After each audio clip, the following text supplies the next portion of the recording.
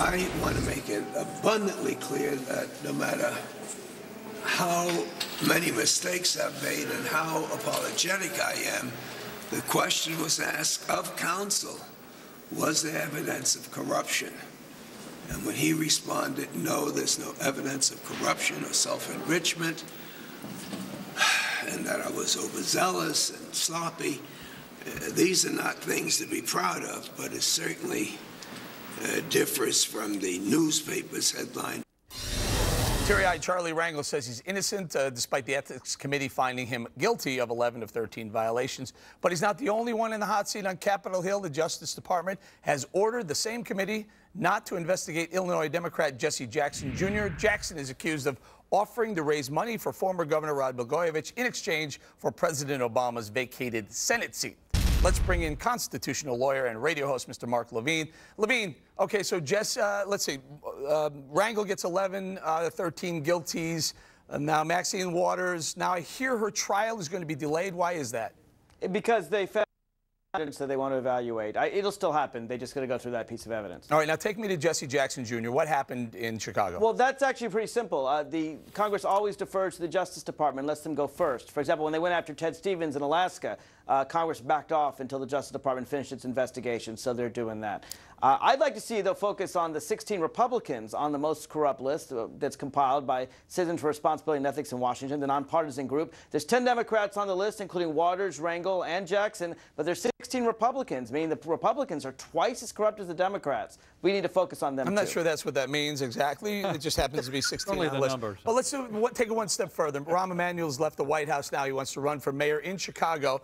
We found out recently that Rod Blagojevich's retrial, remember it was a hung jury or whatever they ended up doing it the first time, they have to retry him. That's not going to happen until after the mayoral election in Chicago. To me, that sounds like a rat because we know that there must be some tie between Rambo and Blago somewhere, right? Where? What tie? Eric, there's no ties at all. Rahm Emanuel is going to be a great mayor of Chicago, and I don't know of any corruption charges against Rahm Emanuel. None. No, I didn't say there were corruption charges. I said there may be videotape. There may be phone conversations. I'm sure they met once. I'm sure they did. He was the governor, and Rahm Emanuel's from Chicago. But let's not tie the two together. How's this? I'm going to go out on a limb. What's the date? November 22nd. I'm going to go out on a limb.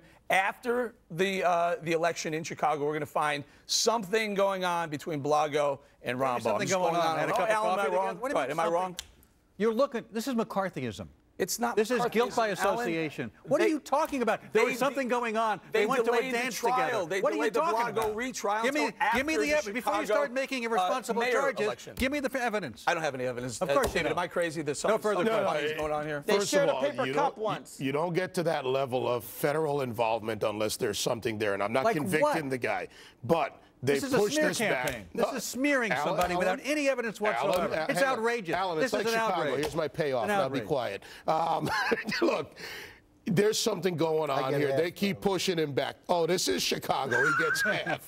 They're pushing this back, just like they're pushing Rangel's trial back 2.5 years. This is all calculated, new evidence. If they don't have all the evidence on Maxine Waters by now, forget it. Jesse Jackson, look at the Indian guy that raised the money, but it doesn't raise. All of this ties together. Outrageous statement. Vince, what about it when Mr. Rangel gets found guilty on 11 of 13 charges? You know what you got censure. Hey, don't do that anymore, Charlie. Don't get caught. Why would you want to run for public office? Why would you encourage a young American kid to say, you know what, this is the best we can do? Where's Pelosi? Did she make him? Pelosi ran the investigation. It was Pelosi's Congress that ran the investigation. It was a democratically controlled, ethical Congress that went after Rangel. Then she poured water on the fire. She poured water on the Rangel fire. She said she would have the most ethical Congress. It was a Democratic Congress that spearheaded this investigation. Levine, let me ask you this. Tell us what exactly the fine is or the punishment for Charlie Rangel. Censure. Don't do it anymore, Charlie, all right? What else? Well, there are only 3 punishments that Congress gives, right? There's reprimand, there's censure, which is the stronger punishment. The only thing stronger than that would be expulsion by a 2/3 vote. And why wouldn't they do that, Mark? Why wouldn't they do that? I'll tell you why. Because even the prosecutor, and this is what Charlie Rangel was pointing out, even the prosecutor, and he's the person making the worst case against Rangel, admits that Rangel was sloppy. He never said, there was never even an allegation that he did any of this intentionally. You know what's scary? And that's an important difference. Mark? And I want to be on the It doesn't matter. when you go after Mitch McConnell, Michelle David, Bachmann. this is government being government. Look, I'm going to put you up on charges. We'll probably find you guilty. We'll slap you on the wrist and go on your way. This is what I love. The guy that is so smart, he can run House Ways and Means, one of the most powerful chairmanships, is so inept, he doesn't know what he's doing with his money, his 4 rent control departments, and he's just sloppy.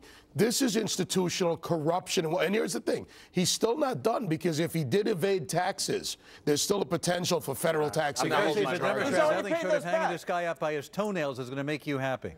No, I think he should step down. I think he should have been. He was just reelected. You're not respecting. And you want to know something? You want to know something, Levine? We got to go. But one of the most egregious things that has happened here is that the Ethics Committee had their findings after the midterm elections. Those findings should have been done prior to midterm elections. He still would have been reelected. Have a choice on whether they wanted to elect a guy who's been found guilty of 11 of 13 ethics violations. Should Levine, the 16 corrupt Republicans step down too? I want to do an investigation on them. Right here on that's next week. Okay, no, we're not talking about that today. We can't talk about the Republicans. We're going to say thank you to Mark Levine. Midday office raids, file cabinets, and computer hard drives.